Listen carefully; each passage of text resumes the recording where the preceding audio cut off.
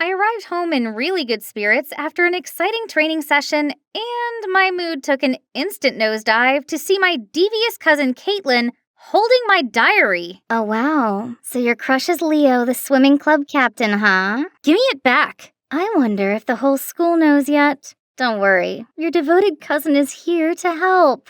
Thanks a lot, but I'll do it myself. Stop poking your big nose in my business. Hey, first, your nose is much bigger than mine. And second, about Leo, whatever. He'll be mine soon. Tit for tat. Payback for stealing my boyfriend. How ridiculous. And so not true. She should blame herself for having terrible taste in men instead. No thanks. I didn't want a player like him either. Hi, I'm Megan, the leader of the school scout club. I'm friendly, fun, and love going on adventures, just like my explorer dad. So of course, girls like Caitlin don't scare me. From day one of my dear cousin moving in with us, it was clear we were never going to get on. I love to run around the garden and learn interesting survival tricks with my dad, while Caitlin can't even stand a speck of dirt. Oh my god! Billions of germs are attacking me! Get me sanitizer! Now! And it didn't help at all that Caitlin's jerk of a boyfriend asked me out right after breaking up with her. Despite my clear disinterest in him, she blamed me. That's when we were officially like Cardi B and Nicki Minaj and the prank wars began. She drew on my face in permanent marker while I slept, stuck gum in my hair, and once she even tried to shave my eyebrows. But who am I, huh? I can beat her with only one move. But now, the stakes have been raised. She's going after Leo. So I need to confess my feelings to him ASAP before Caitlin butts in and ruins it. The perfect opportunity would be the upcoming school field trip for top students, which Caitlin definitely can't join. And there'll be plenty of chances for me to impress Leo. But there's one slight problem. It's by a river. OMG, thinking of it made me want to pee my pants already. I have thalassophobia, which is an intense fear of large bodies of water. Of course, I keep this a secret because no one will take me seriously as a scout leader if they find out about this. However, this is a once-in-a-lifetime deal, and no way can I just sit at home while Caitlin digs her claws into Leo. So, I signed up for the trip, and set up a master plan for it. Baby steps. I mean, literally. I signed up for swimming in a kid-friendly pool. Easy peasy lemon squeezy. Oh, but why are my legs trembling like this? Ha ha. It's not like I've morphed into a jellyfish or something. Look, the pool is turning into the scary ocean ready to swallow me! Help! Suddenly, a boy with a floaty bumped into me. I fell on my butt and my leg touched the water. Something grabbed me. Loch Ness Monster! It's eating me alive! Just then, a kid popped up and started laughing at me. It's okay, Megan. Happy thoughts. Think happy thoughts. This is much better. But then I felt splashes everywhere. I tried to avoid them but ended up toppling over and fell into the water. Panicking, I spluttered and flailed about. I couldn't care any less about everyone looking at me weirdly anymore and just screamed for dear life. Suddenly, strong arms pulled me out of the water. Then that guy carried me, and my face pressed right against his chest. Holy moly, it felt harder than a rock. You all right? Oh, my Superman. I'll be your Lois Lane. Ew, snot is streaming down your face. Disgusting. Gosh, this is so embarrassing. I got dressed at the speed of light and ran out of there. Hang on. Something isn't right. Hey, missing something? Jesus! This jerk still tried to embarrass me at the last minute? The only good guy in this world is my Leo. As if it's still not enough to call it a day, I came home to see Caitlin watching a scary movie about a giant shark. Sup? Scared of me already? It's not too late to cling onto my leg and beg. Who's scared? This stupid show. It's obviously all CGI. There's no shark in the world that could be that big. And, they're labeled as dangerous, indiscriminate killers that eat anything in sight, but in fact, sharks are most often the victims. Whew. My acting was not so bad, was it? Finally, the field trip participants list was published. Of course, my name was on it, and Leo too. But wait, why is Caitlin here? She's always wrapped up with boys instead of studying, and doesn't even remember the multiplication table. What? Can't accept the fact that I'm a genius too? FYI, I am super quick at math. Really? So what is 356 plus 445? Easy, 234. Huh? That's not even close. But it was quick. See ya on the trip. I'll be watching you, sis. The day finally came, and our tour guide is Mike, the best scout in the state. But hold on, why does this guy look familiar? Oh no, that's the guy who saved me at the pool. Scared that he'll expose me, I didn't know what to do but to give him the stupidest smile. To my surprise, he seemed not to remember me at all. Then he asked me to demonstrate the first activity with him, vertical neck climbing. It's time for me to shine. Eyes on me, Leo. Gosh, this guy climbed like a monkey, but don't expect me to accept a loss. I was enjoying the victory when Caitlin approached me. Everyone knows that muscle power is only to make up for a tiny brain. Yeah, great shout, Megan. Use all your energy up in one go just so you can show off. Are they cut from the same cloth? Never mind. Leo's looking at me. His eyes are so dreamy. That was even more powerful than 10 cans of Monster drinks. Nature hunt, monkey bridge, Tarzan rope, all these challenges didn't make me break into a sweat, and Leo even came to praise me. That's incredible, Megan. How can you do that? Oh, Leo, I only had an apple for breakfast, so now I'm having hypoglycemia or something. I'm so dizzy.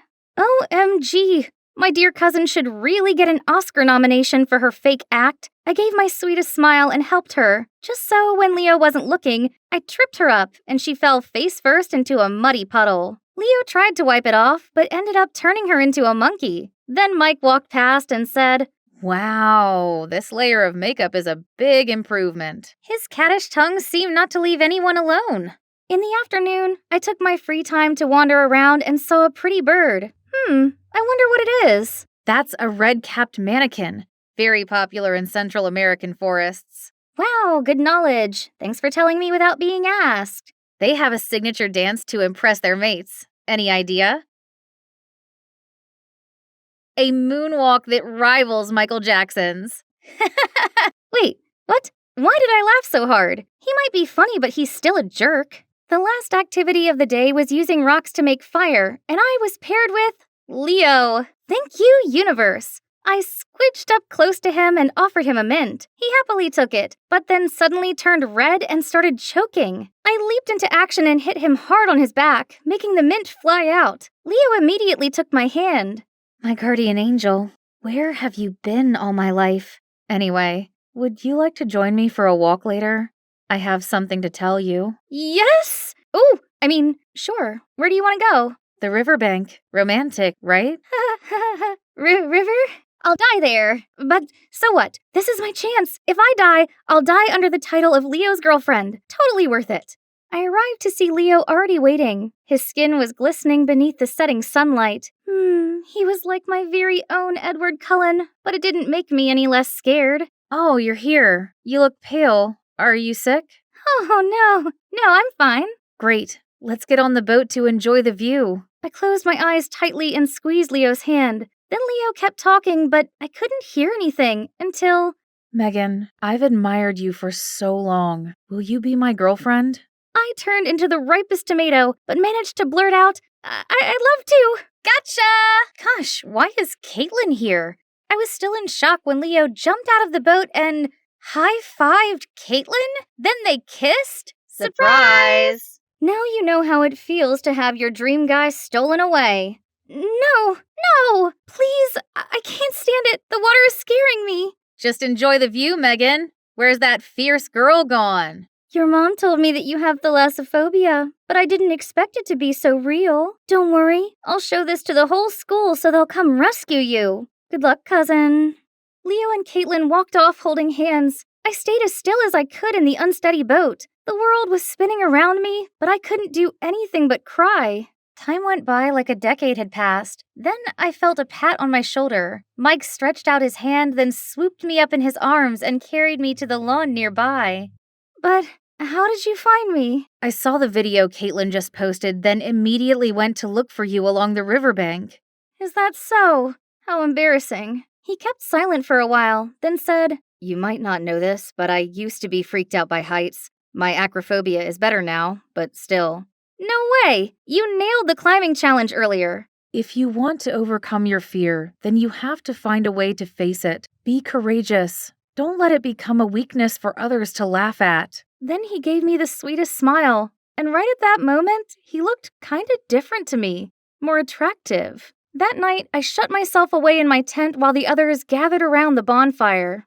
I wasn't ready to face anyone just yet, and my mind was too restless to sleep. The next morning came the boat race. When I arrived, all judging eyes were on me. I was nervous, but soon plucked up my courage and spoke out. Hi, everyone. I'm Megan, and I have thalassophobia. So, I can't complete this challenge. I'm embarrassed.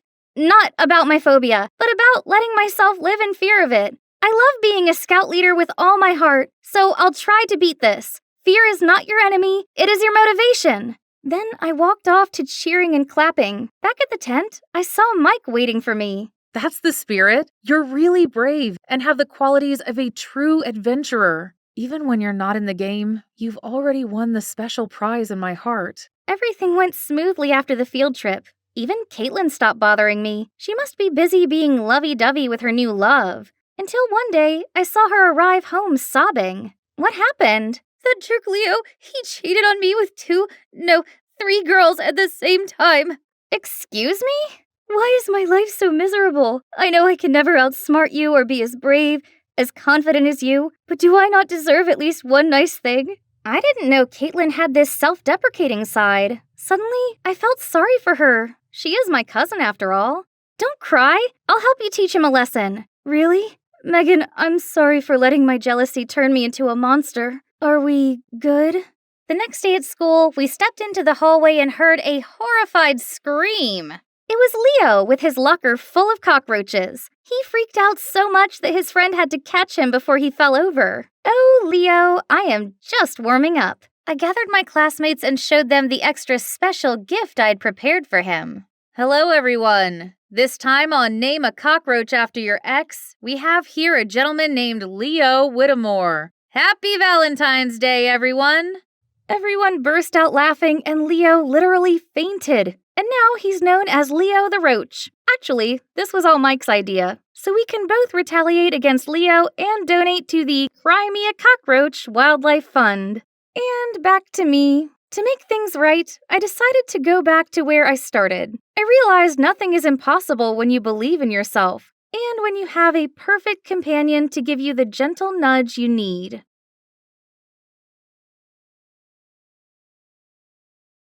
Hi, I'm Sarah, and I'm here to tell you how my not-so-small problem changed the course of my life. When it comes to butts, well, there are lots of names for them, such as tush, behind, backside, bottom, and so on. Trust me, I've heard them all, countless times. You see, I have a big butt. In proportion to the rest of me then, well, it's undeniably massive. My mom and dad both have pretty big butts, so combine both of their genes together, and you end up with me. Ever since I was a little kid, strangers passed comments on the size of my butt.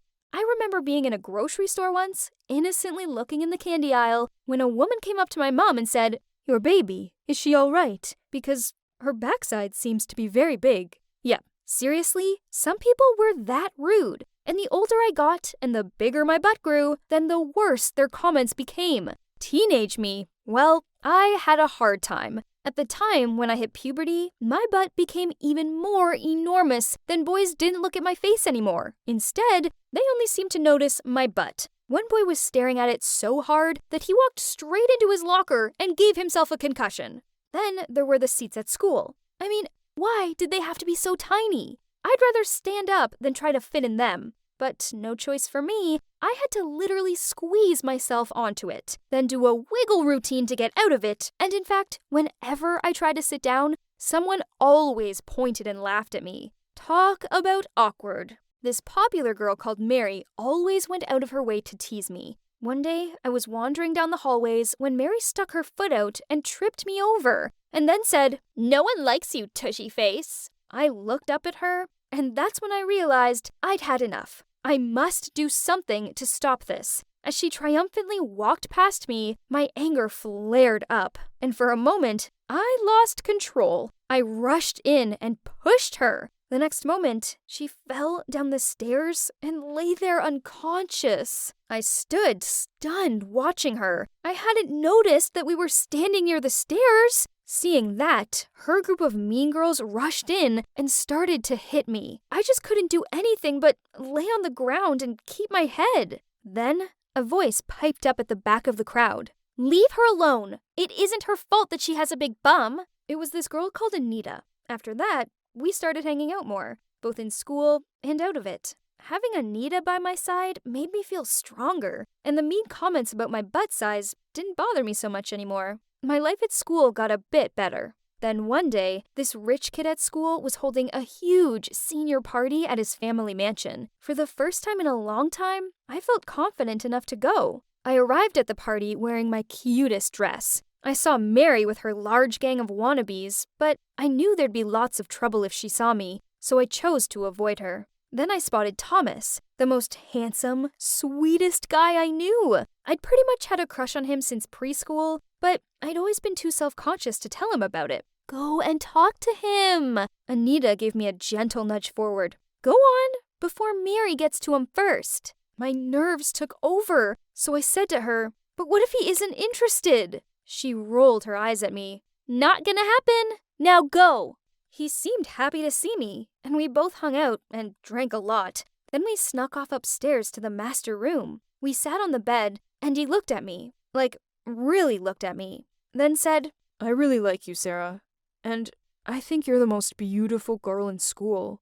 I blushed. This was the sweetest thing a boy had ever said to me. Then he leaned in and kissed me. OMG, talk about amazing! We were passionately kissing when the door burst open and someone shouted, "Why are you with her?" It was a furious-looking Mary. She continued yelling at us both and even tried to hit me, but Thomas protected me. Then he took my hand and led me out of the room. Mary continued to shout mean comments at me, but I didn't care. Thomas liked me, and she just needed to deal with it. A week later, Thomas asked me out, and I said yes. Being his girlfriend was the best thing ever, as he made me feel so special. Suddenly, having a big butt didn't seem to matter. In fact, Thomas said it only added to my beauty. Then one day at school, I was sitting in class when an announcement came over the speaker. "Sarah Montgomery, please report to the principal's office right away." The principal said that Mary's parents had reported the fight between me and Mary, and I was the one who started it first. So I was expelled. I was so mad that I didn't even bother clearing up my locker. Instead, I just stormed out of there. I ended up at a different school, and I tried my best to focus on my studies. I wanted to go to college and study drama, as I loved acting, and believed my unique body shape would be a big selling point in the industry. Thomas and I continued to date. He always supported me and made me feel like I was capable of doing anything. I didn't see much of Anita anymore, but we kept in touch. One day, I was studying in a cafe when a man came over to me, passed me his business card, and told me that with a butt like mine, I could make serious money modeling. So that's how I became a photo model. Turns out, the man hadn't been lying about the money. Okay, so I wasn't an actress yet, but I earned loads. Finally, the part of my body I was so ashamed of made me super successful. I paid off all my college fees and gave my parents back all the money I'd loaned off them. A few months later, I was on a date with Thomas, and in the middle of dinner, he bent on one knee and pulled out a ring and said, "Sarah, will you marry me and make me the happiest man alive?" Overcome with joy, I shouted out, "Yes, yes, yes, I will marry you!" Finally, the day of our wedding arrived, and I was so excited. After everything I'd been through, I was finally going to marry my charming prince. I had the most amazing fairy tale dress and the perfect castle venue. Better still, Anita was there as my maid of honor. As I was dancing, I saw Jack, who was my drop-dead gorgeous cousin, and he just came to join my wedding party. Anita had always been looking to meet him. I was so excited and decided that tonight was the perfect time for Anita to get access to him. I went looking for her, but she wasn't on the dance floor or by the bar, so I searched upstairs. I was about to open one of the doors when I heard a male voice coming from within. "I'll try and get some money off her. Just give me a few weeks, okay?" Then I heard a girl's voice say, "But honey, we need the money now, and I don't like Sarah. She's more butt than person." Then the guy said, "You know I don't love her. I only love you." I looked through the crack in the door and saw the two of them kissing. Then I registered who they both were. It was Thomas and Anita. My new husband was kissing my best friend on our wedding day. Angrily, I ran into the room and threw my shoe at Thomas's head. Unfortunately, he ducked in time. Seeing me, Anita was extremely terrified and immediately ran out of the room, leaving just me and Thomas there. I shouted at him, "You're a jerk! Anything to say, huh?" Thomas looked at me in panic and confessed to me all. So Thomas told me how he'd liked me back in school, but over time, his feelings for me changed, and he found himself falling for Anita. He was going to break up with me, but then I ended up being successful. Seeing as he'd been the one supporting me, he thought it was only fair that he got a share of my money. So him and Anita constructed this whole wedding plan to take half of my money. I was so shocked. I had to sit on the ground. My heart felt like it was shattering in my chest. Then I opened my mouth and screamed at the top of my voice. I ran out of that place crying, and the wedding was canceled. I'm not gonna lie, it's been hard. Being betrayed by the man I loved and my best friend was painful. I shed a lot of tears over them, but I refused to shed any more. Turns out, Thomas wasn't the man for me, but I believe that my perfect man is out there somewhere. My backside may be exceptionally large, but I'm still a real person with real feelings. I only wish the world was more understanding, but for now, I'm using my butt to progress in my career, and I have a feeling I'm gonna be just fine. Always be you, and never let anyone take away your shine. If you try so hard to fit in and be normal, then you'll never find out how truly amazing you are and how you were born to stand out.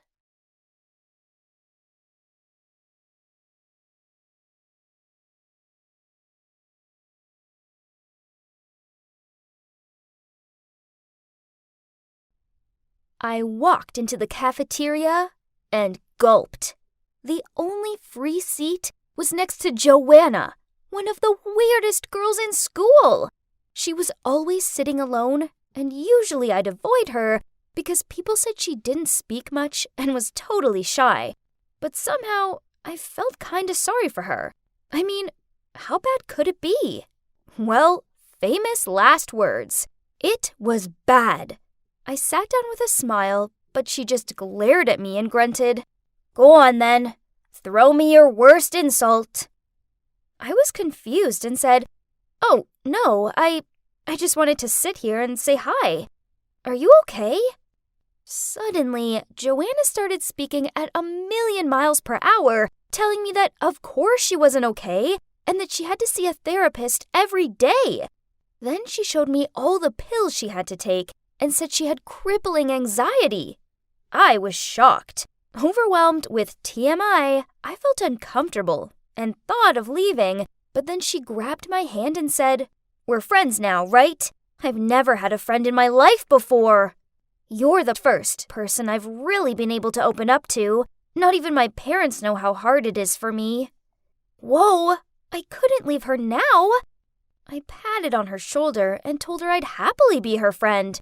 I mean, it would just be spending some lunch together or grabbing a coffee at most. It'd be fine. However, Joanna's interpretation of a friend was slightly different from mine. 3 days later, I got back from the library quite late, so I went straight to my room as usual and started changing, only to find Joanna right behind me as I turned around. I almost woke up the whole building with a scream of fright. "Oh, hey, Rumi," she said with a big grin. What? This was insane. Rumi? What do you mean? But she just laughed and said she'd felt very lonely in her dorm on her own, and seeing as I had a double room, she'd asked the dorm supervisor if she could move in with me. I guess it wasn't so bad. I mean, I got lonely too sometimes. So that night, we stayed up super late chatting. And to be honest, it was actually nice to have a roomie. We became quite close, and a few nights later, we were having a movie night. Joanna turned to me and said, Carrie, there's something I need to tell you. Oh no, surely there wasn't any more disturbing things left. How did this girl cope? But then she started blushing and said, I have a crush on someone. His name is Mitch. Oh gosh, I knew exactly who she was talking about. Joanna, he's bad news. He's a total womanizer. You're way too good for him. At least, that's what I said, but what I meant was that he was only into popular girls. He'd never go for a girl like Joanna. Joanna didn't take it well. You're jealous, aren't you? I bet you have a crush on him too. Well, I confessed, so he's mine. Huh, you're welcome to him. I never fancy someone like Mitch. I'm not that kind of girl. Joanna then said she'd prove to me that she could win him over. I felt annoyed at her and just went back to watching the movie. For a second there, it felt like my life had way more drama than ever before, and I started regretting ever sitting at her table that day. Little did I know, it was just the beginning. A week later, I was hit in the face by a huge surprise. Joanna and Mitch started dating. I was lying there listening to music when I heard voices outside the door. I opened it, and there was Mitch walking off. He turned back to blow Joanna a kiss, and then you should have seen the smug expression on her face. Told ya, she said, laughing. Wow, cocky. But okay, I was happy for her. She was a woman of her word. But I was worried she'd get hurt. I didn't have time to tell her this, though, because pretty soon she was with him 24/7. He even came over to our dorm, and I was sick of listening to them kissing. They were disgustingly lovey-dovey all the time, and it quickly became exhausting. On Valentine's Day, he sent 100 balloons to our dorm, and I couldn't even get through the door. Could he be any more over the top? It wasn't even that romantic. But Joanna was smitten. It was painful to watch. But not as painful as seeing Mitch walking along the street holding some other girl's hand. I froze. This couldn't be. I quickly texted Joanna asking her how things were going between her and Mitch. She replied immediately saying, all good, why? So I told her what I'd seen, but I got no reply. I rushed back to her dorm and asked her why she was ignoring me and if she was okay. But she just started shouting at me, saying I was trying to ruin her relationship because I was jealous. Clearly, she didn't believe me. I told her I was telling the truth, but she just got up and left, slamming the door behind her. Things got really awkward after that. She ignored me in the dorm, ignored me in class, and wouldn't reply to any of my texts. And she still brought Mitch back to our room and kissed him in front of me. Eventually, I couldn't take it anymore and asked her to move out. But I didn't expect what would happen next. Joanna lost it. She started shouting, "What's your problem? For the first time in my life, I'm happy and someone loves me. And there you are, trying to ruin this for me. And now you want to kick me out? It's not my fault you're single, Carrie. Maybe if you stopped being so jealous for a second, someone would like you back." I couldn't believe her.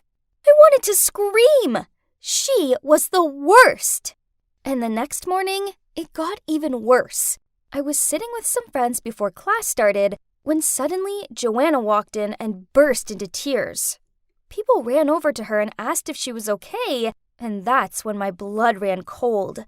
She started saying how I'd been bad-mouthing her boyfriend, and now I wanted to kick her out of our dorm. And then I heard my voice. I looked over, and she had her phone out and was playing a recording of our argument. Of course, she'd edited it to make me sound like the bad guy.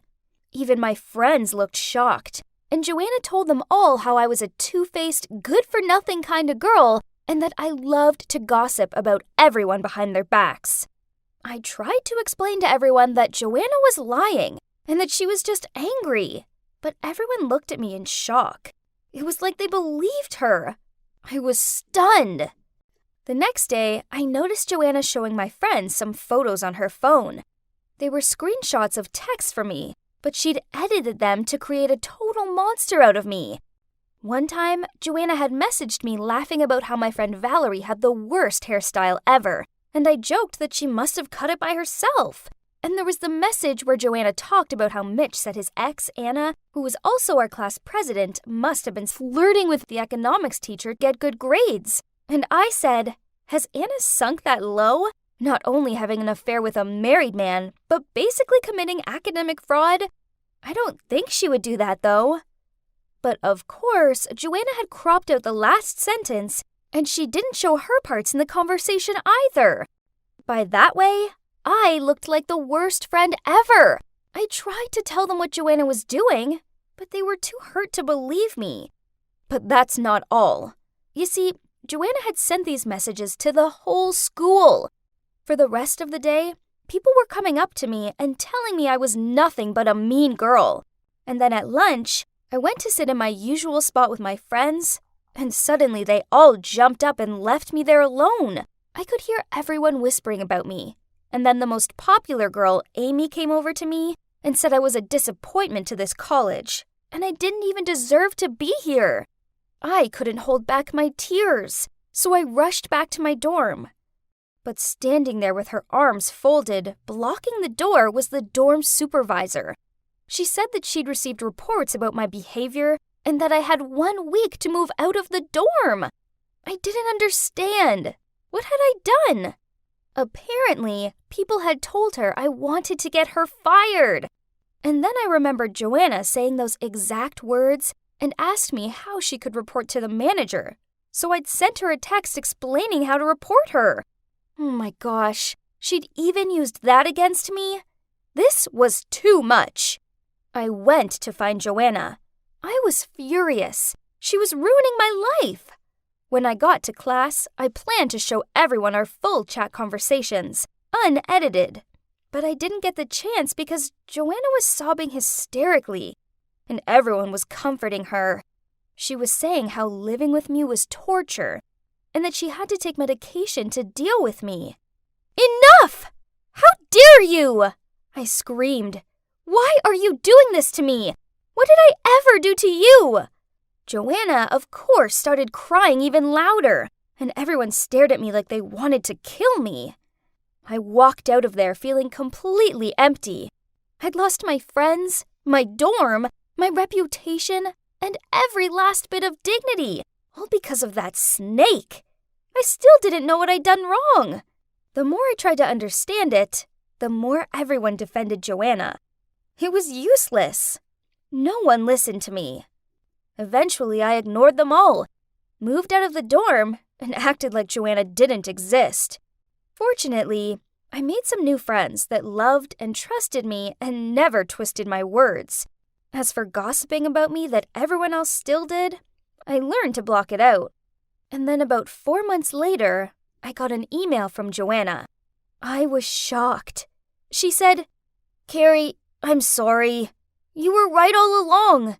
Mitch was cheating on me, and I should have listened to you. Please forgive me. I'm begging you. I'll do anything to make it up to you. I'll confess to everyone. Please, let's just be friends again. I miss you." Ha! Not in a million years. I deleted the email right away. There was nothing that she could do to ever make it up to me. She'd ruined my life, and I was done with that toxicity. Good riddance.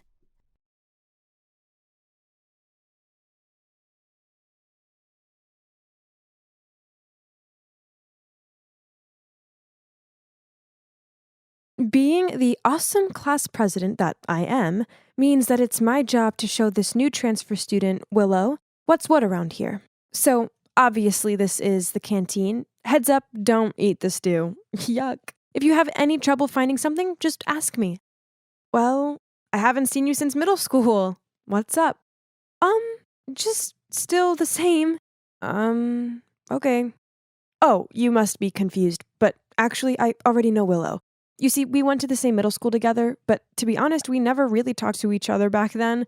She seems to still be as quiet as always. Oh, and by the way, I'm Natalie, but you can call me Nat. The next few days, I saw Willow always sitting in a corner of the classroom and doodling. She looked kinda lonely, so being a nice person, I decided to sit and talk to her. "Hey, Willow, nice shirt." She just gave me this weak smile, then continued doodling. Ugh, talk about awkward. The best thing I could do was just to stupidly smile back, then swiftly left. I didn't really bother with Willow after that. I mean, I said hi if we passed in the hallway or something, but that was it. But it turns out Willow's introverted tendencies hadn't gone unnoticed by other students, as when we were on our school expedition to the woods, I overheard them talking about her. "Do you all think that Willow seems a bit weird?" "Yeah, you're totally right." One time I asked to borrow her eraser, and she just gave it to me without saying anything. She didn't even look me in the eye, just kept on drawing. It was so strange. Huh? Are they seriously gossiping about a new kid? Yeah, so she might not be too sociable, but people should just learn how to respect someone's personal differences, right? Hey, Willow is new here. I don't think it's very nice of you to gossip like this. Also, she's my friend from middle school, so please stop this. But just wondering, has she always been like this? Yeah, I guess. Actually, I was quite surprised to see her in our class. In middle school, her grades weren't that good, so it's kind of odd that she's in the top set with us. I could see the whole group was looking at me with surprised eyes. But hey, that was a few years ago now, so maybe she's changed. I quickly corrected myself. Then, a few days later, I was standing by my locker when suddenly my best friend Layla appeared and gripped my shoulders. Oh my god, have you heard the news? Everybody is saying Willow only got into top set because her parents made a huge donation to the school. Can you believe that? What? Who's spreading this absurd rumor? I don't know, but someone's saying that she wasn't that smart in middle school. Oh my god. Was the rumor culprit me?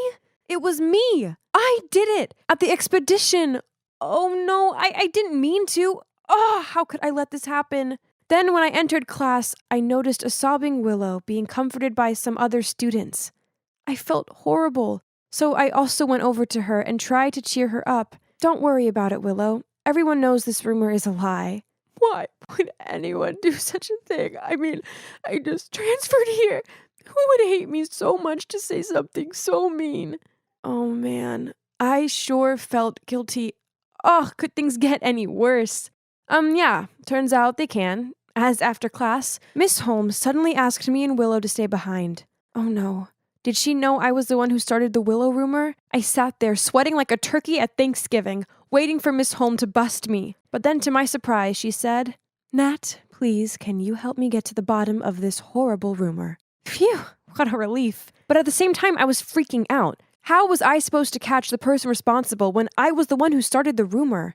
Albeit accidentally. Ugh, what a dilemma. Wait a minute. I think I have an idea. What about I blame it on a troublemaker? It's not like they would care anyway. Whilst I'm a straight A student, and getting into trouble for this could affect my chances to get into a prestigious college and ruin my life. Right at that moment, this guy called Bob shoved past us, then leaned against the wall and scrolled through his phone. Bingo. Gotcha. I put one hand against the wall and gave him a suspicious look. Hey, Bob. How you doing? Fine. So, about this Willow rumor? Who did you hear it from? Bob just shrugged and continued staring at his phone. Or did you do it? Maybe you were bored. So you spread the rumor to tease the new girl. Am I right? Or what? Only by then Bob looked at me. What? Are you crazy? I don't know this Willow girl. Besides, I was off all last week sick. Now leave me alone. Oh man, this was a massive fail. Now what should I do? I needed a minute to think. Okay, don't panic, Nat. You're smart, so you'll think of something. That's when I turned and caught a glimpse of Willow's sad face. Don't worry, I will find out who did it, I comforted her. But inside I was screaming. I hated lying to her, but this was an accident. I never meant to spread that rumor. At that moment, Layla appeared and said she wanted to help. Great! Like this quest wasn't complicated enough. Ugh. Layla told us that she heard the rumor from this nerd Ben. So we all tracked him down and asked him. But he heard it from some other dude, and it went on until a girl said that she heard it from Ashley. That's when I remembered that Ashley was on the talking group in the expedition. Oh no. I had to stop this encounter between us. So when they spotted Ashley, I started making weird noises and made out I had a stomachache. They were still going to her, so I had to scream loudly like I was in labor. In the medical room, I continued screaming as if I was in a lot of pain. The nurses diagnosed that it might be appendix pain, so I immediately needed to be transferred to the hospital. I instantly stopped screaming as soon as I heard that and said, "It's just that time of the month." Phew, that was close. But at least I've successfully stopped them from investigating Ashley. Well, I spoke too soon, because right that second, Ashley walked into the medical room, but thank God she didn't mention me. Instead, she said Carl told her about it. Phew. To my luck, Carl was absent today, so the manhunt had to end here. It would unfortunately continue tomorrow, though. As we warily walked out of school, I glanced over at Willow and saw that she looked really down. Ugh, that made me feel so bad. So to make it up for her, I asked her if she wanted to grab a sandwich. My treat, of course. And she said yes. That sandwich was so good. And Willow seemed to enjoy hers too. It was great to see her happier, so I decided to extend our trip by going to the mall. Willow kept on glancing at this dress, but it was out of her price range, so being the awesome friend that I am, I bought it for her as a gift. Well, that's the least I can do after everything I'd done to her, right? But then I noticed something weird. When I was standing at the counter to pay for it, I turned around and saw her smirking. Then when she saw me looking at her, she immediately smiled and thanked me for the dress. So strange. The next day, the rumor scavenger hunt continued. We cornered Carl and questioned him, but he couldn't remember where he heard it from. Layla asked him to think carefully, and he just shrugged and said he had no idea. Layla got suspicious, so she immediately reported him to the principal's office. I didn't even have a chance to stop her. The next thing I knew, we were being called out over the loudspeaker and summoned to go to the principal's office.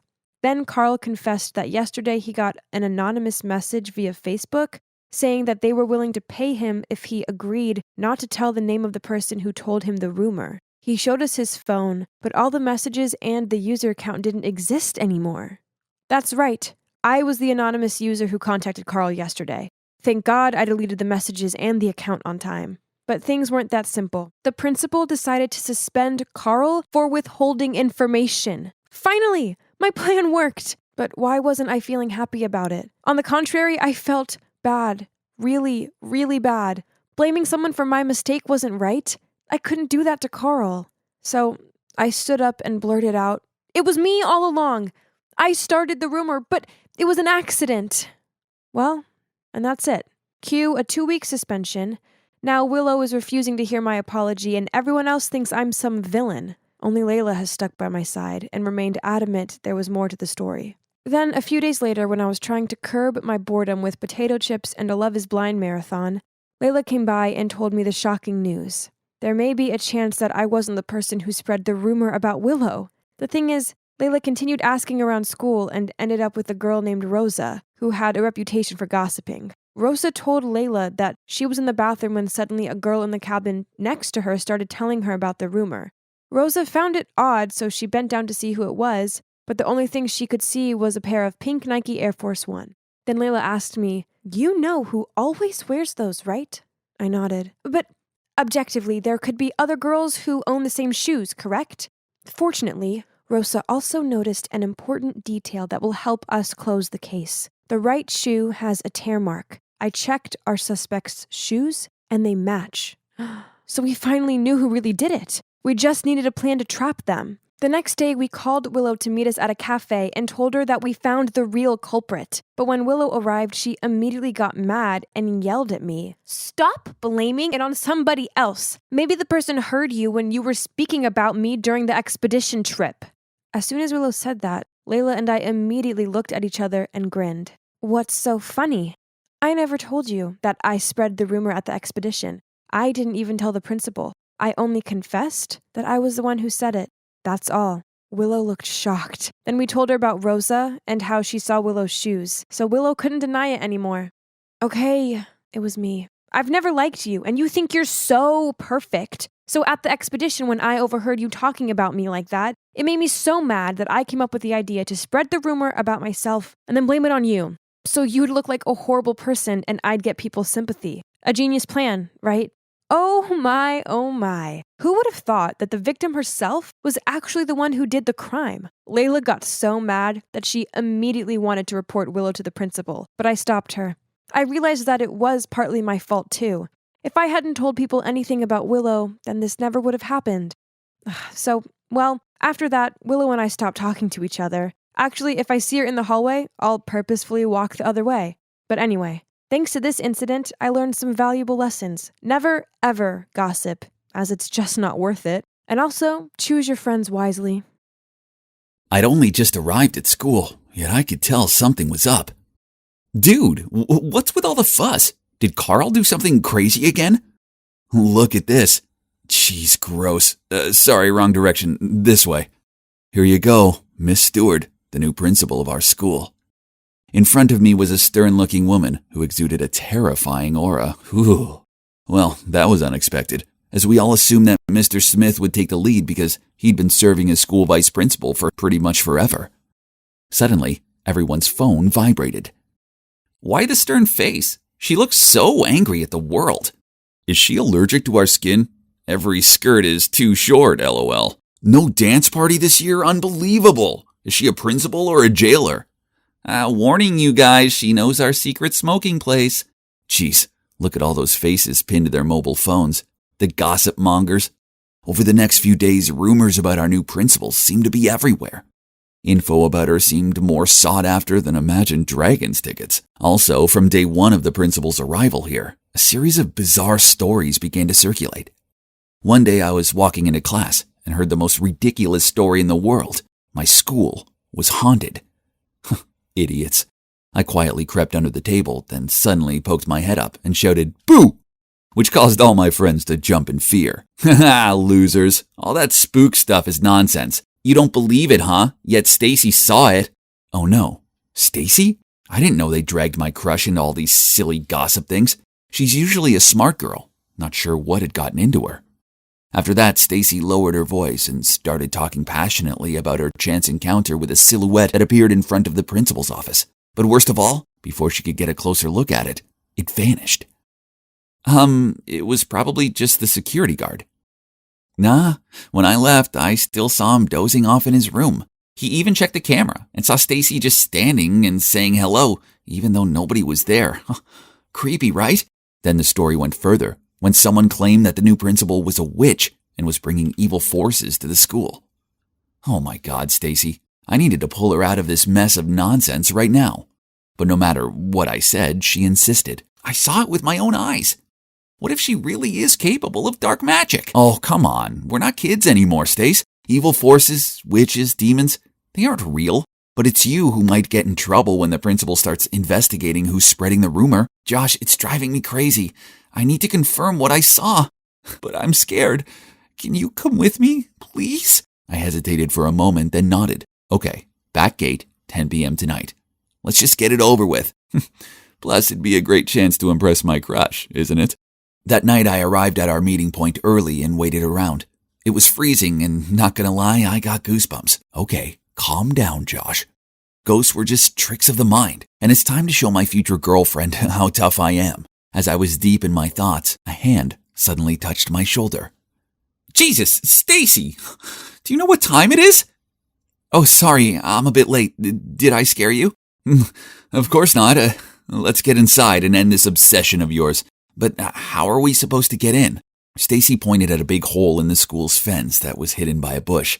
We then carefully sneaked through it and successfully avoided the security guard. Piece of cake. Inside, the whole school corridor was pitch black, and the streetlight shone from the glass windows. The scenario looked pretty much like a horror movie, but there was nothing to fear, right?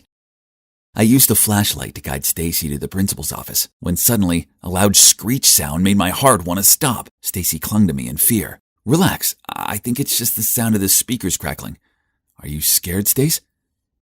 No, let's just go. But then, as soon as the noise stopped, another creepy sound started up. Footsteps.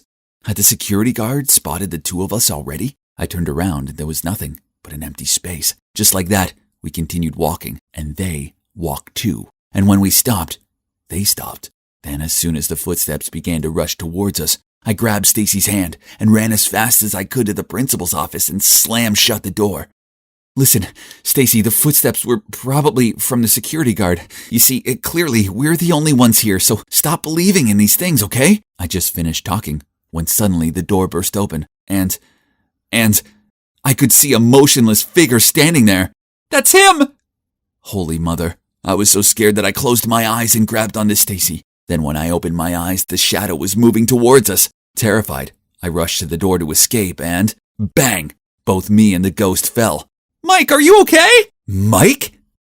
The three of us sat awkwardly on the sidewalk outside the school. I didn't need the chilly wind to make my heart feel frozen. As it turned out, Stacy already had a boyfriend, and that boyfriend was none other than Mike, my best friend. Ugh, so much for me wasting my time playing hero. And if you're wondering why Mike was here, the answer was to help Stacy put on this phantom play.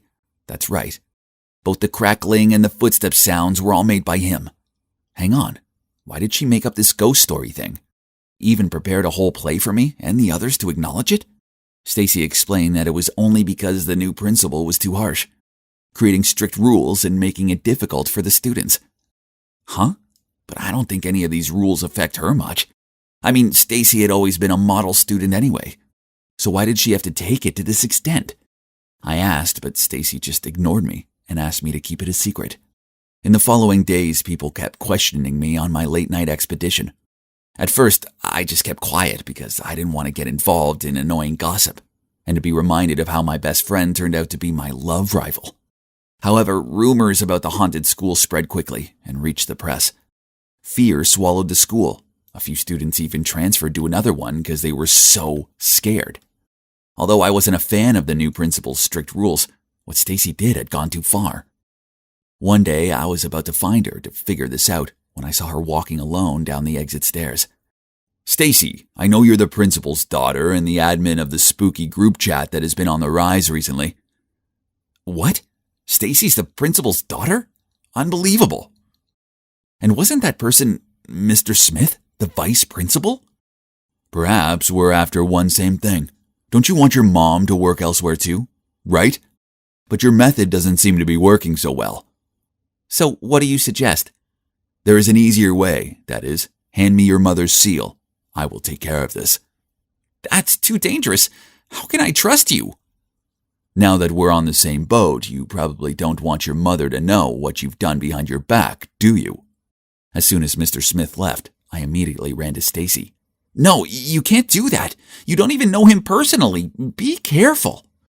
But Stacy insisted on doing it on her own. She said that since her father passed away, she'd grown tired of her mother's rules. School was the only place she used to feel free. But now, that also been ruined for her. I can't live 24/7 under my mother's containment. Do you understand? Well, it's true that being a teacher's child must be stressful enough already. Not to mention being the child of a strict principal. That would surely be even more exhausting. But conspiring with Mr. Smith was a step too far, right? And what will be, will be. A few days later, a ton of messages regarding the principal faking test scores to improve the school's ranking broke out. And of course, she would be subject to disciplinary procedures and may have to quit her job forever for violating professional ethics. I looked over at Stacy. Her face darkened and suddenly she darted out of the classroom. I chased after her and looked everywhere for her, but she was nowhere to be found, until I heard a sobbing sound coming from the abandoned canteen. Thank goodness, there she was. Seeing me, Stacy burst into tears and poured her heart out. She could not have foreseen the consequences of her actions, and naively let Mr. Smith take advantage of her and created all this. Stace, I think it's best to tell your mom the truth. There's still time to fix this, quick, before it's too late. She wiped her tears and gave me a hug, then agreed to go find her mom. Mom, I'm sorry. I started the rumors and I conspired with Mr. Smith to help ruin your career. I thought the principal was going to go ballistic, but then to my surprise, she came forward and pulled Stacy into her arms. I know things have been tough since your father was no longer with us. I've just been so worried about you making the wrong choices and going down the wrong path that I started to be stricter on you. I love you. I never meant to put this much pressure on you. I'm sorry. Please forgive Stacy. She never meant to hurt you, and she feels terrible about it. Everything's fine. Thank you very much, Josh, for telling me about this. Huh? You already know everything? Yeah, I was so worried that you would be taken advantage of, so I told her about the conversation you had with the vice principal. As for the rumor that the principal had to quit her job, it was me who spread it. I mean, that's how Stacy realized what she did was outrageous and could have big consequences, right? Although her mom forgave her, Stacy was still nervous because she'd given Mr. Smith her mother's seal. It's okay, dear. What you did accidentally helped me to get evidence of his embezzlement by impersonating me. His misconduct will soon be handled. It's all good now. My work here was done. I fixed things with Stacy and her mom. But most importantly of all, I proved that the school's not haunted. So what's next? Well, Stacy must have been so moved by my heroic actions and started developing feelings for me. As she broke up with Mike, not long after that, then asked me out.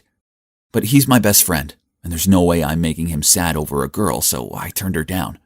Besides, her mischievous side is kind of terrifying. Girls are dangerous. I was grabbing a book out of my locker when some guy's shout startled me. Hey everyone, the results are over here! Oh, it's just the results of the Mind Buzz, our annual high school general knowledge competition. People, what's the rush? Don't we all know what it'll be like already? See, nothing's changed. That's my name, there, the first place of Willowmere High, as always. And of course, what came along with it were endless praises from everyone. Way to go, Millie, you're our school superhero! Oh my gosh, you're amazing, I'm so jealous of you! Yep. Hi, I'm Millie, the girl who always aces every school contest and is therefore adored by the other students, all the teachers, and the principal. Later that day, as soon as I stepped out of art class, Alice, my excitable best friend, jumped out of nowhere and squealed out, I just found this really cool place. We have to go there right now. No chance. I have the final round of the Blast from the Past contest tomorrow. I mean, history is my forte, so I'm sure to win, but I still want to cram in some last-minute studying. Come on. We all know you'll win anyway. You even said that yourself. So let's just hang out for a little, please. Fine, but only 'cause I'm an amazing friend.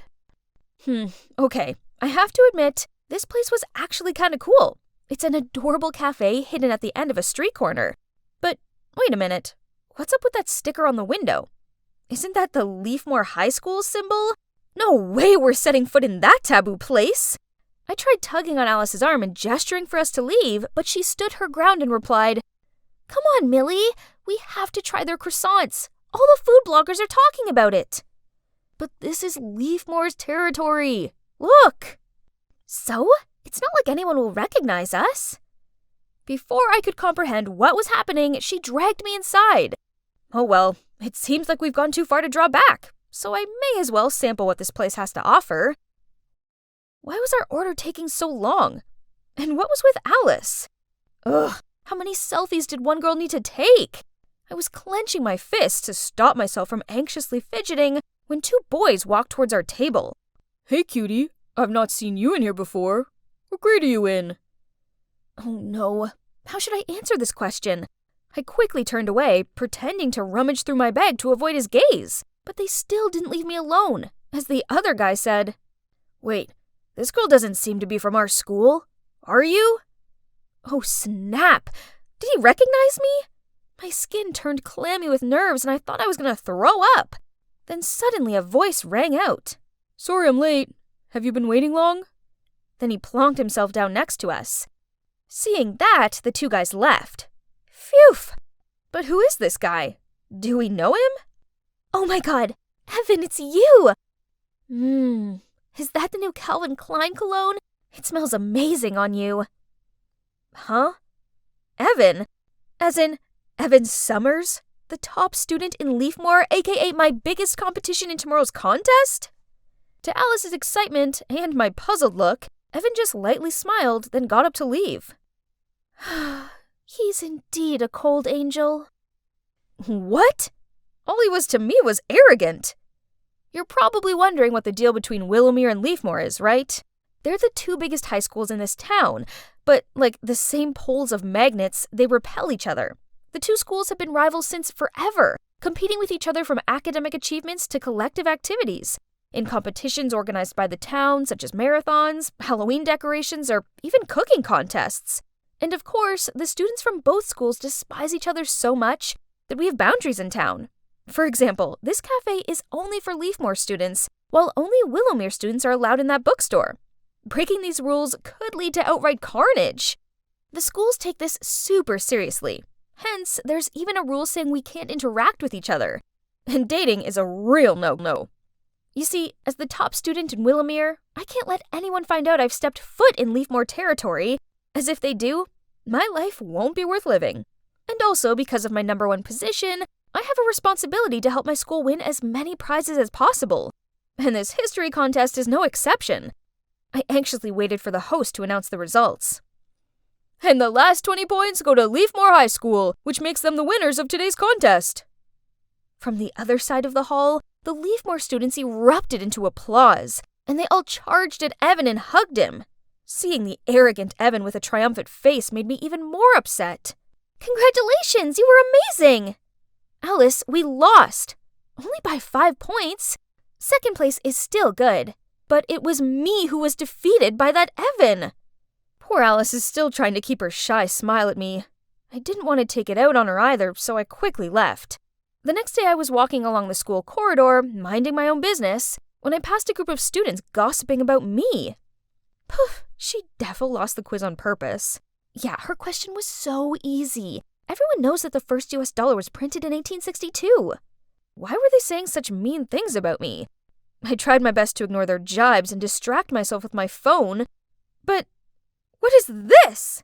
Someone had uploaded a picture of me, Alice, and Evan all sitting together in that cafe the other day. Oh no. And worse still, from this angle, we all looked kind of close. Furious, I went to leave, but Polly, this annoying girl, blocked my way and mocked me. Millie, if you don't like this place, you could have transferred schools. Losing to Leafmore on purpose is just embarrassing. I did no such thing. Not that it's any of your business. I hurried away from her and her smirking friends. The problem is, it seemed like the entire school had seen that picture and concluded that I'm a traitor. At least things couldn't get any worse, right? Wrong. My bad luck continued when I got my English Lit essay back. A B-. This can't be right. I never get anything lower than an A. Ever! I was checking through my test when suddenly there was an announcement on the speaker, asking me to come to the principal's office. Millie, you're usually such an excellent student, but I've received some unpleasant news about you recently, and your grades are slipping significantly. I could only stare down at the floor and mumbled, I'm really sorry. I'd never been scolded by the principal before. This was the worst day of my life. Miss Garcia was silent for a moment before she continued. However, I still have faith in you, so I'm giving you one last chance to prove yourself. The town's hosting a Rube Goldberg machine camp and our school must win. Can you make that happen, Millie? I forced a smile and nodded. No problem, ma'am. The first prize will be ours. Trust me. This is my chance to show everyone that I'm devoted to this school. However, there's one teensy tiny problem. Physics is not my forte. It's all right. I just gotta do my best, right? I spent the next 2 weeks planning, researching, and testing out ideas with my group. We finally managed to create the perfect Rube Goldberg machine. It includes 15 genius steps to complete the final task. We're surely gonna secure all these bonus points. Finally, the camp weekend arrived, and I was super stoked to show off my team's entry. Tomorrow will be it. I'll get Willowmere's name back on top again. Then suddenly, Miss Garcia tapped my shoulder and gestured me over to an empty corner and worriedly said, Leafmore's machine is highly praised by the judges. At this rate, they're most likely to win, and that'll mean humiliation for us. Don't worry, I'm trying my best. We'll add some extra magnets and springs. It's no use. The only way we'll win over Leafmore is if their entry encounters problems. She sighed, then turned to leave. Feeling deflated, I stared down at my feet. That's when I saw a pocket knife, with Miss Garcia's name printed on it, lying on the ground. I picked it up and called out, Miss, you dropped your knife! But Miss Garcia didn't stop walking or turn back, and just did a snipping gesture with her fingers. Could it be that Miss Garcia meant... Yep, definitely. That's the only way. So that night, I waited until everyone else was asleep, then I snuck into the gallery and cut a piece of wire holding the light bulb of Leafmore's model. That should be enough. I was about to leave the room when suddenly the lights came on. What are you doing here? I... You just did this, didn't you? Yeah? So what? Go ahead, tell on me if you want. This is all so meaningless. Then he sat down and started fixing his model. Huh? What's meaningless? Good God, he's so full of himself. Fine then. Just you wait, Evan. I'll beat you with my own talent. Let's see if you'll still be Mr. Arrogant then. It was my team's turn, and for the first 3 steps, the Rube Goldberg machine worked quite smoothly. But when it came to the 4th step, suddenly the wooden slide collapsed, causing the marble to fall to the ground and the machine to stop working. We all stared at each other in panic. No, this couldn't be happening. We tested it many times this morning and it had worked perfectly fine. I rushed over to check what was wrong with the machine, but I struggled and couldn't find a way to fix it, when suddenly a voice said, Let me see. I looked up. It was Evan. I stepped aside to make room for him, when suddenly Ms. Garcia appeared. I see what's happened here. Clearly, Leafmore High knew the only way they'd win was by sabotaging the best entry. The whole hall started to stir, but I felt my skin prickle with unease. I didn't think this was Leafmore's doing. Look at Evan. He didn't even bother telling the judges about last night's incident. Immediately after that, Leafmore's principal, Miss Harris, said, Ms. Garcia, you can't go around accusing us without proof. Clearly, you're the one who feels the need for underhand tactics to win, not us. Then she held out her phone and circled the crowd so everyone could see. I gasped in shock. There on the screen was a picture of me standing next to Leafmore's model with a knife. Miss Harris continued. Seeing as we managed to fix it in time, we decided not to mention anything else about it. But then you dared to accuse us. The crowd glared and tutted at me, and I longed for the floor to swallow me whole. I'd put blood, sweat, and tears into creating our model, and now people just thought I was a cheat. The worst part was they were right. I was one. The jury went off to discuss this. Then they announced their conclusion. Willowmere had been disqualified. Immediately, Mrs. Garcia piped in. This is hardly fair. That was the action of one individual, not the whole group. I assure you that Millie is no longer on the team, so let my school continue to compete without her. I froze in shock. How could Miss Garcia do this to me? It had been all her idea, hadn't it? She'd given me the knife. The realization of what just happened hit me, and I fell to my knees and burst into tears. All that hard work, and for nothing. Even Alice hugging me in comfort didn't release me from my gut-wrenching, sinking feeling. Then to my surprise, Evan said, Mrs. Garcia, can you explain why I found this knife with your name engraved on it next to our model? He raised the knife up for everyone to see. Oops. In all the stress of last night, I must have dropped it. Miss Garcia turned ghostly pale and everyone started to buzz about it. I can't believe you colluded with your students to do this. You're no different from her. Last night Miss Harris instructed me to tamper with Willowmere's model, but I refused. As if we win, I wanted it to be fairly. The whole hall once again began to stir and gawped on amazed as Evan continued. I'm so tired of the petty feud between our schools. It's so dumb and meaningless. The jury went off to discuss this further and came back with a new announcement.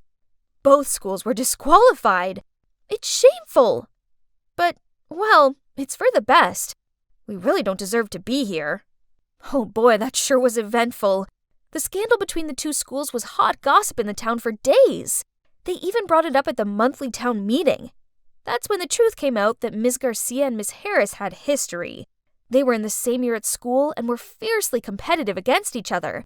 So, years later, when both of them became principals of the two schools, they began this whole feud war. In the end, both principals were forced to leave their positions. So, now what? Well, there aren't any dumb rules about where I can go anymore, which is good, because I actually really like it here. I've learned my lesson, and I'm never going to let anyone pressure me into cheating ever again. Peace has returned to school life, and it feels good. Oh, and as for Evan, I'm actually studying with him right now for our next Blast from the Past quiz. Only this time, I'm definitely going to beat him. It's been a long time since I was able to enjoy myself at a party. It sure felt good. Now just one thing left to make this night even more perfect. I'm going to make my crush mine. There he is, Jad. OMG. Did he just glance at me? I could feel my heart flutter. As I immersed myself in a world with only Jad and me, the face of Harry the Metal Mouth suddenly popped up from nowhere. It's time for bed, mommy's little princess. What on earth was he saying? And why was everyone running toward the window like that? I jostled into the crowd and I peeked down. Oh, for heaven's sake! The beyond cringy woman standing there holding the speakerphone was none other than my mom! Janice, it's 10 p.m. You know it's your turn to stay with me tonight. I won't be able to sleep without you. God, is there any way for me to just evaporate right here, right now? This is too embarrassing. But wait, how did she know I was here? I immediately looked over at Christine. It must be her again. Everyone knew she had a huge crush on Jad too, and would do anything to get him. She's definitely the snitch. It's so frustrating. Anyway, let me fill you in on the situation. This crazy woman is my mom, who gave birth to not only me, but also my older sister Patty and my big brother Will. I guess we all turned out alright, but this wasn't down to Mom. She didn't raise us, our nanny Randy did. You see, Mom used to be an actress. She was always busy with her work and her numerous flings, which resulted in each of us three having a different father. Luckily, we had Randy to take care of us, so I never felt like I was missing out on anything. On the contrary, having to see Mom all day is a problem for me. A month ago, Mom suddenly decided to retire and move in with me and my siblings. And who knew that an out-of-date star could be such a childish, clingy nightmare? Ugh! She didn't like being alone, so she insisted Patty and I had to take turns sleeping next to her. Then she forced us to accompany her to the mall and be her luggage gophers and talk to her while she went for the zillionth beauty treatment of the week. One day, after an exhausting day out with Mom, we entered the house to Will rushing over and shouting, "Mom, why did you tamper with my laptop?" It turned out that Will had applied to the Juilliard Institute, one of the most famous art institutes in New York. But Mom went on his laptop and deleted the school's acceptance email, meaning poor Will had missed out on the response deadline. Oh, sweetheart, I didn't mean to. I was trying to send an email to report those scammers on TV, but I must have accidentally deleted your email. That's probably a good thing anyway, son. It would be better to apply for an economics major at the State University, so our family won't have to be apart. Do you know how hard it was to get in there? Ugh, I can't do this right now. I'm done. Dinner with Mom tonight was super awkward. It was just me and her, as Will was simmering in his room, and Patty, well, I don't know where she was. Afterward, I passed by her room and overheard a whimpering sound. I peeked through the gap in the door and saw Will also trying to calm Patty. James is now insisting on breaking up with me. If Mom hadn't come to my company and bragged that her daughter was the manager's girlfriend, the story wouldn't have reached my boss and neither of us would be in this mess. I know, right? Mom never cared about us before, but now she thinks she can just waltz back into our lives and do whatever she wants? I've had enough of this. We're both over 18 now. Let's just move out. Oh, no. No! Look at their determined eyes. I couldn't let this happen. What about me? Please don't go. I'm not 18 yet. Don't leave me alone with Mom. I beg you. Both of them gasped when they saw me. Then after a moment of silence, Will spoke up. Okay, we won't go. But at least we need to get things back to normal. I mean, back to just the three of us and Nanny Randy living in this house. And so, Will suggested we pull a bunch of pranks that would annoy Mom so much she'd end up leaving. But they were all busy with their studies and work, so they left it to me to carry out the pranks. Okay then, I'm ready. You can see how my mom was addicted to cola from the pile of empty cans over there. She often did midnight dashes to the convenience store when she ran out. So, my first plan was to make all the cola she's just bought disappear time after time. Frustrated much? However, she was strangely calm and acted like it's no big deal at all, and even bought a drinking helmet to make sure her Coke was always with her. Attempt failed. Move on to the second plan. Hide the Nintendo Switch. Why, you ask?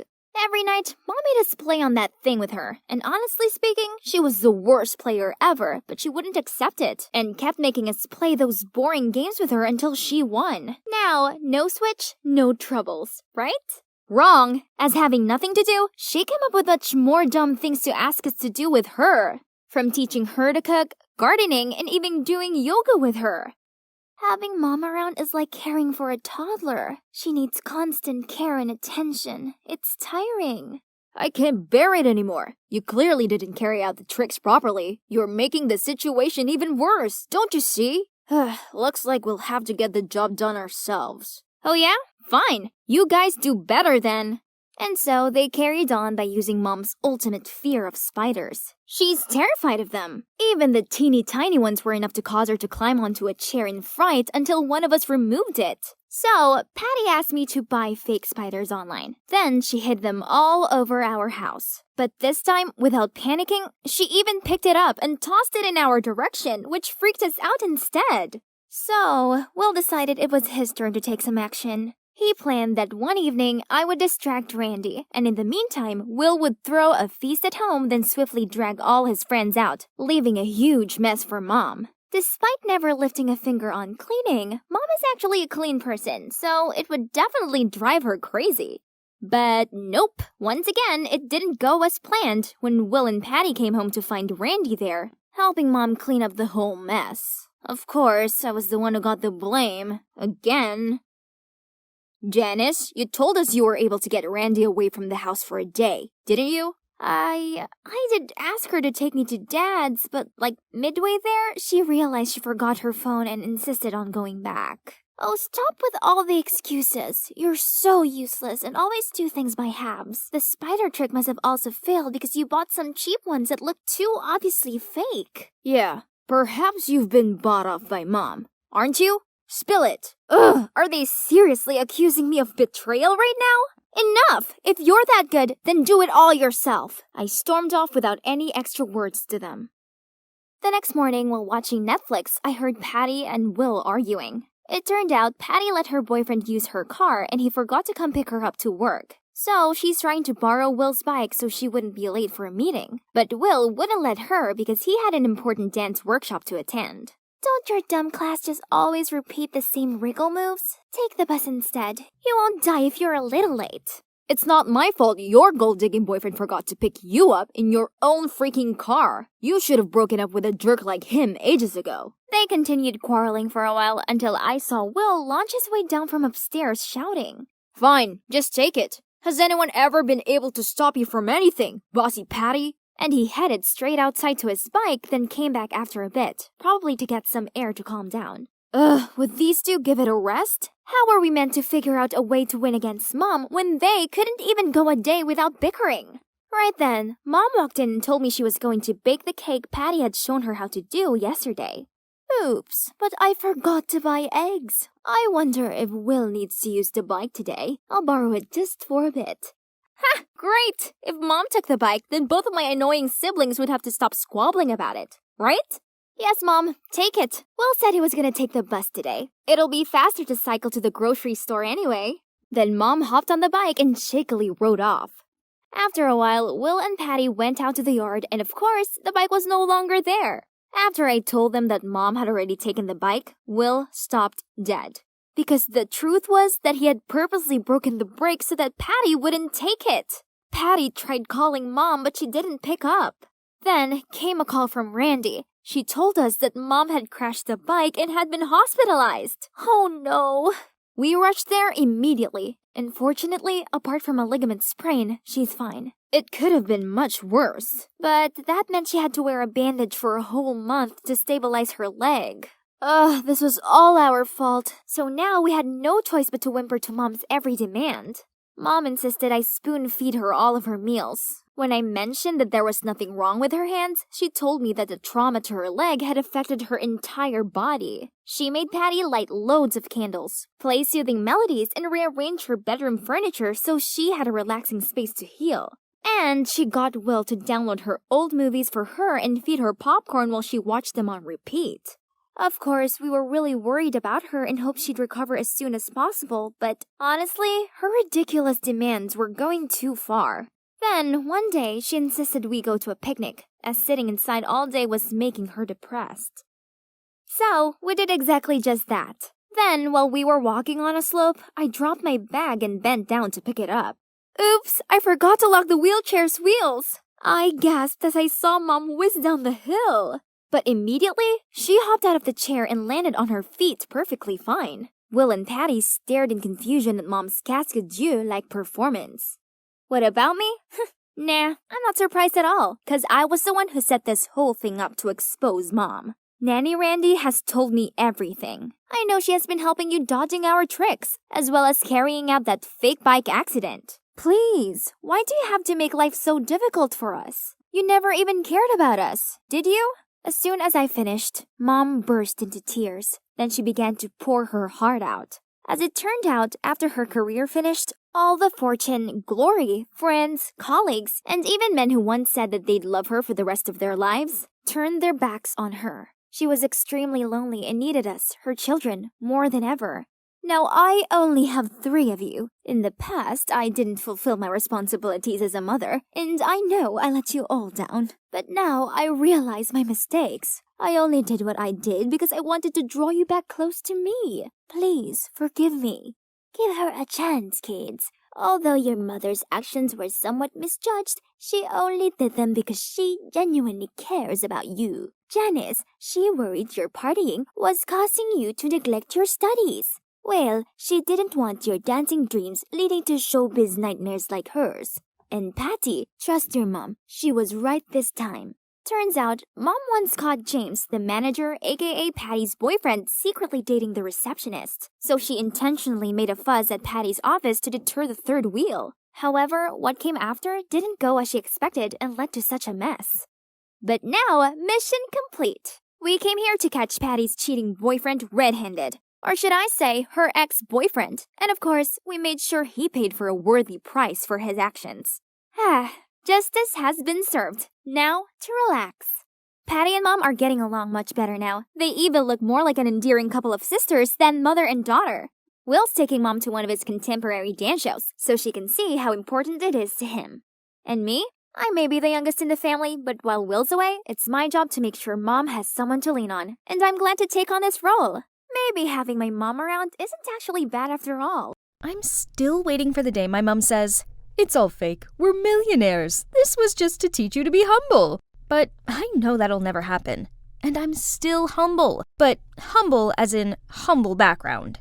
Hi, I'm Addison from Colorado. Ever since my dad passed away when I was 7, we've been broke.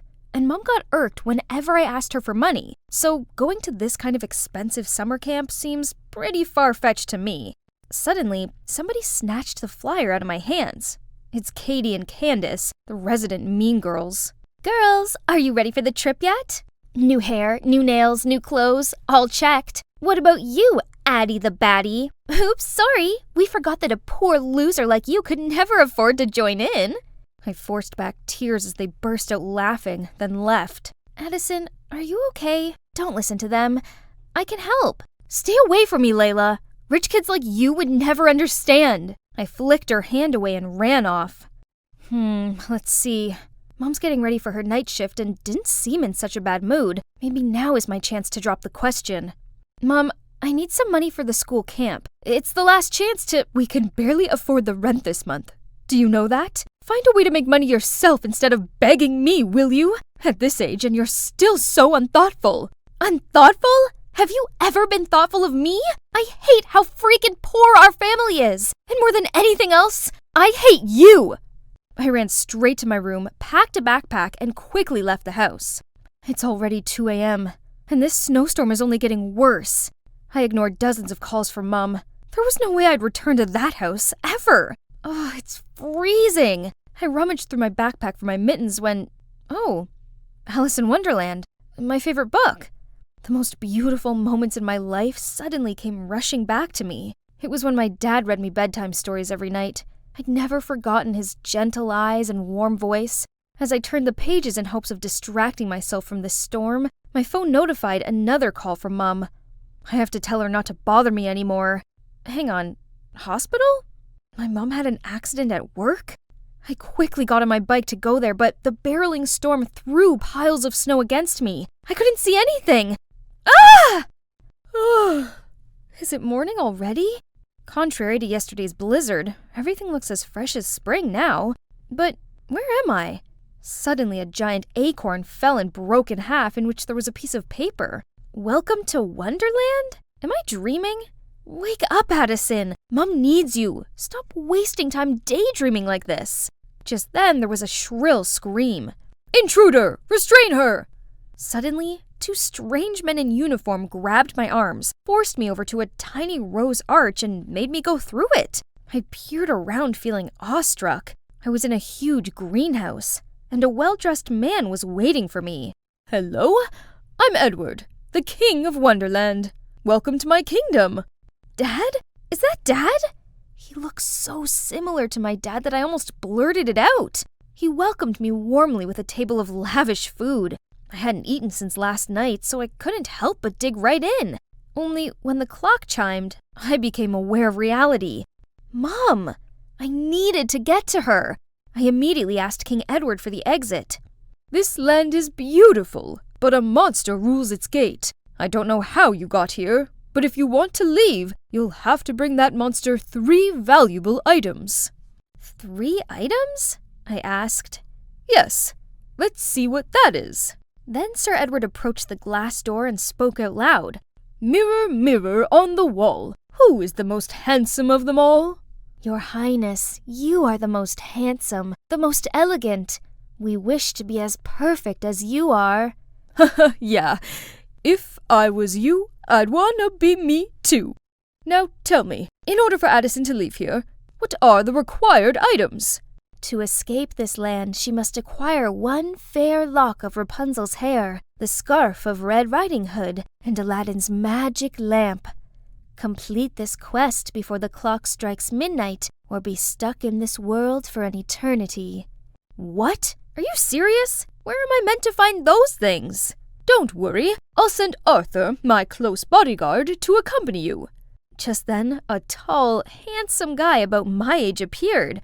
Hey, little girl, there's no time to waste. We need to leave now.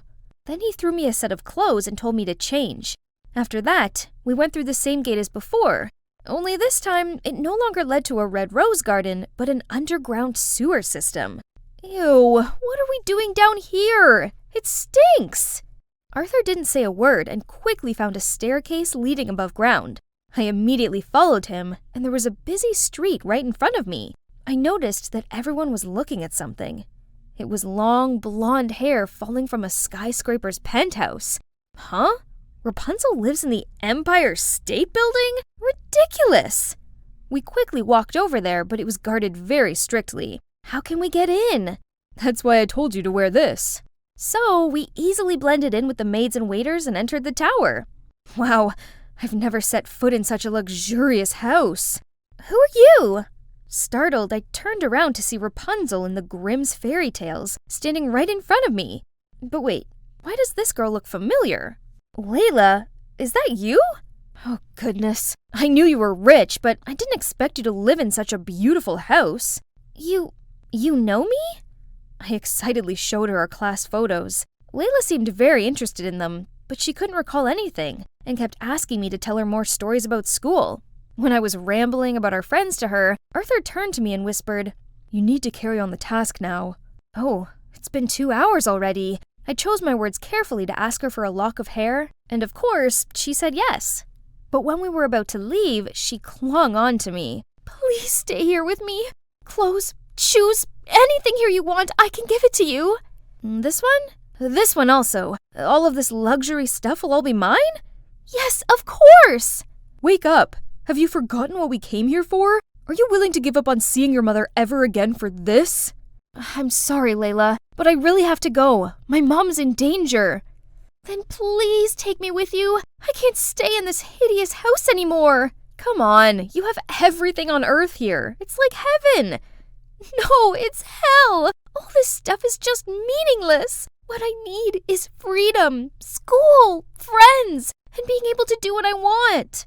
Turns out, after her parents' divorce, her dad did everything to win custody and kept her here just to make money from her gorgeous blonde hair. I miss Mom. I'd rather live in a small, shabby house than this flashy, cold place. I couldn't leave her here. Suddenly, I remembered how Eugene saves Rapunzel in the movie. So after getting Layla's approval, I cut her hair short, and the three of us ran away from this penthouse. We dropped Layla off at school where her mom was already waiting for her. The simplest things like freedom, friends, or someone who truly cares for us are much more valuable than superficial material things. Sadly, I always craved what I didn't have and took what I did have for granted. Let's go. Why are you still standing here? Huh? We have to attend the class too? Ain't no time for this. We gotta find Red Riding Hood. Without a word, Arthur just dragged me away, eventually stopping in front of a girl wearing a scarf on her head. Here she is, the person you need. I waved at her, but she just coldly looked up and asked, "What do you want?" Huh? Red Riding Hood was none other than Katie? I'll get right to the point. I really need your red scarf. Can you... Excuse me? This is Gucci. Do you know how much it costs? It's from even the limited edition. Look at you. You probably don't even have a dime to your name. Yeah, it is true, but I really need this scarf. I'll do anything you want. All right. Hope you don't regret saying that. Right after that, a luxury car came to pick us up.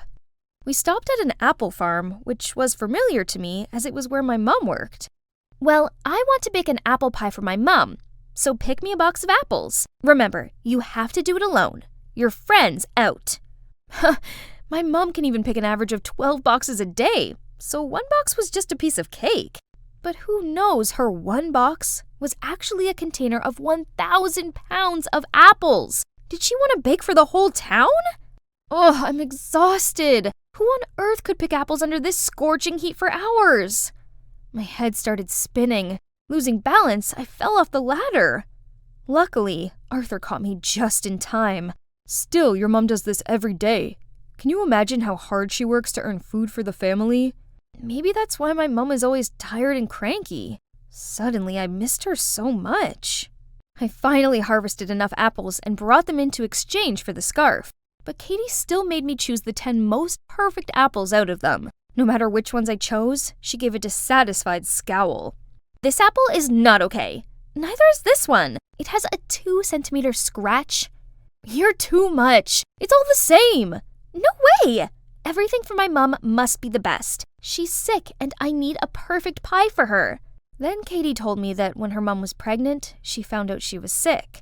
The doctor advised her to terminate the pregnancy for her safety, but she refused and risked her life to give birth to Katie. Hearing that story, my eyes just naturally welled up with tears. What now? Are you tired from this little bit of work? No, I just miss my mom so much. I really want to get back to her. I realized that even Katie, the heartless, mean girl, still loves her mom this much. Yet, all I do is ask and plead with my mom. I'm such a terrible child. If you love your mom that much, you know what to do from now on. Help me deliver this gift to your heroic mother, will you? And here, take it and complete the mission. Finally, we've arrived. Our final destination is a museum. Arthur said that there will be a secret room with the magic lamp, but getting the key to that room was already a hassle. There were security lasers all over the place, so we broke in through the ventilation system. Arthur tied a rope around my waist and then slowly dropped me down where the key was. Just a little more and I got it! But as soon as I touched the key, a drop of my sweat fell, causing the alarm to go off. The guards rushed in from the door, but fortunately, Arthur pulled me up in time.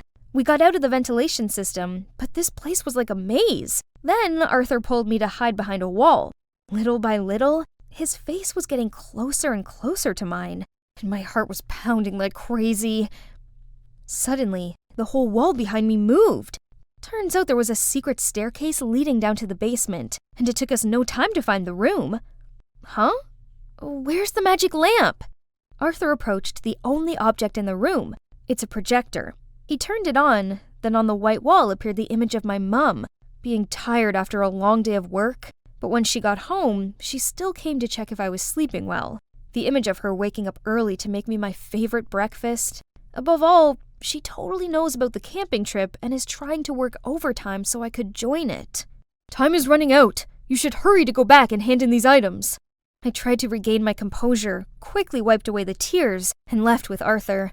I'll be back with my mom soon. I'm back! Please take me to the gate. Suddenly, a chiming sound got me frozen. I'm sorry, but time's up. You failed the quest. But why worry? It isn't so bad here. You'll have everything you could ever want. At any cost, please lead me to that monster. I don't need anything else. I just want to be with my mom. I've been thoughtless all this time. I can't leave her when she needs me most. Actually, there is no monster here. It is the greed, selfishness, and ingratitude inside of every one of us. But I can see you already defeated your monster and learned the lesson. So, you can go back to your mom now. Huh? Everything was so bright. Where was I? Honey, you're awake. Thank goodness. Someone squeezed my hand. It was Mom. Mom told me how she'd collapsed at work due to overworking.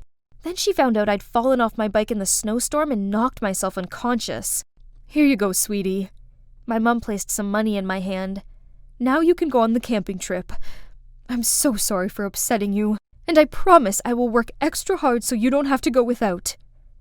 I burst into tears and shook my head. I don't need it. I don't want you working overtime and putting your health at risk for me. Having you healthy and by my side is all I need. Mom, please forgive me for everything. As we pulled apart, I noticed someone standing in the doorway. Arthur. Turns out it was Arthur who rescued me in the snowstorm. Thank you so much. You're my knight in shining armor. Anytime. I'm just glad you're okay. I mean it. I wouldn't have completed the tasks without you. Huh? What tasks?